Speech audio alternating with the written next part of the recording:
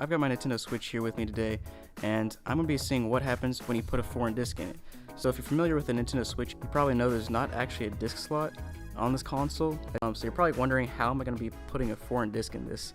And well, I actually have this external disc drive right here that I've used before, and basically it's just a disc drive, got a USB that you plug in, and as you can see over here, Nintendo Switch actually has a couple USB ports.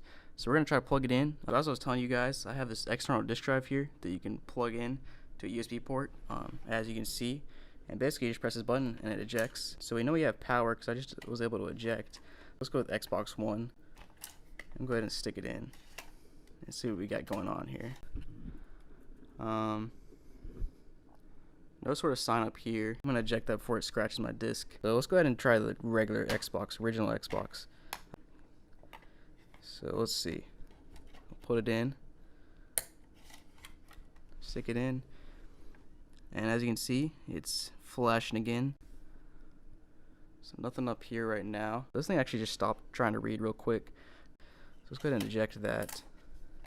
And now we're going to try Xbox 360 real quick.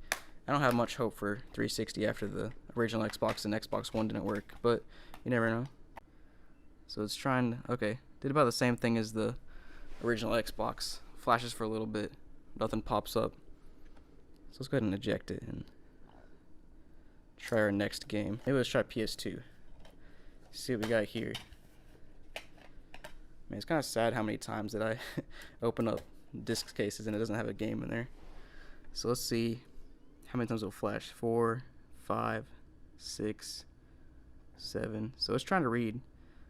Flashed a couple extra times, but it didn't. Nothing up here yet. Alright, so PS2, it's just not trying to read very long. So it's kind of interesting how it actually tried to read the Xbox One game for as long as it did, and these other games it's not really even trying to read them very long. You know, usually Nintendo, for whatever reason, is notorious about not supporting, you know, like normal things like DVD playback, which is kind of sad. It would make sense if they don't on this one, since it's not a technically a disc-based console.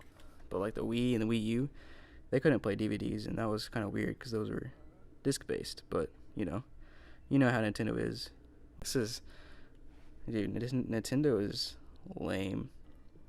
I mean, they're not really that lame. They got good games and stuff, but come on, man, give me something. But unfortunately, Nintendo made every single disc and every single cartridge incompatible with their system. You know, classic Nintendo.